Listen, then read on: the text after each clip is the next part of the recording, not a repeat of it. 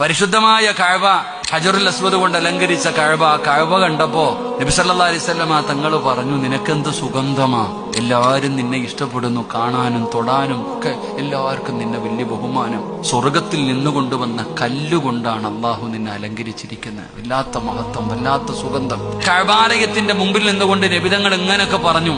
എന്നിട്ട് അള്ളാഹുവിന്റെ റസൂൽ സല്ലല്ലാഹു അലൈഹി വസല്ലം തങ്ങൾ കഅബയോട് പറഞ്ഞു, കഅബേ, നിന്നെക്കാളും സ്ഥാനമുണ്ട് അള്ളാഹുവിന്റെ മുമ്പിൽ ഒരു മനുഷ്യന്റെ ഇസ്സത്തിനെന്ന് നബിയിനാ റസൂലുള്ളാഹി സ്വല്ലല്ലാഹു അലൈഹി വസല്ലം. ഒരു മനുഷ്യന്റെ ഇസ്സത്തിന് ആ കഅബാലയത്തിനെക്കാളും മഹത്വമുണ്ട് അള്ളാഹുടെ മുമ്പിൽ.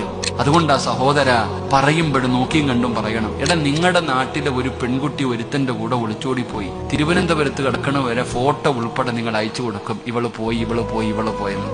അവള് പോയെങ്കിൽ പോട്ടെ, എനിക്കെന്താ. എടാ, ഇന്നത്തെ കാലത്തൊന്നും വലിയ കാര്യമൊന്നുമല്ലല്ലോ ഒരു അമുസ്ലിമായ ഒരു പയ്യന്റെ കൂടെ ഇപ്പൊ ഒളിച്ചോട്ടൊന്നും വലിയ കാര്യമൊന്നുമല്ല. അല്ലാഹു നമ്മുടെ മക്കളെയൊക്കെ കാത്തിരക്ഷിക്കുമാറാകട്ടെ. അപ്പോൾ വിചാരിക്കണത് എന്റെ മോള് പോത്തില്ല ഉസ്താദെ, കാരണം മലക്കല്ലേ. എന്റെ മോള് പോവില്ല, അയൽവാസിയുടെ പോത്തുള്ളൂ. അതങ്ങനെ സ്വന്തം മക്കളുടെ തെറ്റാരും പറയും. നിന്റെ മകളുടെ സ്വഭാവം എന്താന്ന് നിനക്ക് അറിയത്തില്ലല്ലോ. അള്ളാഹു കാത്തിരക്ഷിക്കുമാറാകട്ടെ. ഇവിടെ നമ്മൾ മനസ്സിലാക്കേണ്ടത്, ഈ നാട്ടിലെ ഒരു പെണ്ണ് ഒളിച്ചോടി പോയി, കുറച്ചു ദിവസം കഴിഞ്ഞപ്പോ അവക്കൊരു കുറ്റബോധം, അല്ല ഞാൻ ചെയ്തത് പാവമായി പോയല്ലോ അല്ലാ, തെറ്റായി പോയല്ലോ അല്ലാ, അള്ളാഹുവേ ചെയ്തു പോയി റബ്ബേ. ആത്മാർത്ഥമായിട്ട് പടച്ച റബ്ബിന്റെ മുമ്പിൽ ആ പെണ്ണ് തൗബ ചെയ്തു. അവൾ അള്ളാഹിനോട് തൗബ ചെയ്താ പുറത്തു കൊടുക്കൂലേ? ആ പെണ്ണിനെ നാണം കെടുത്തിയ നീ അള്ളാഹുടെ മുമ്പിൽ തൗബ ചെയ്ത അള്ളാഹ് പുറത്തു തരുവോ?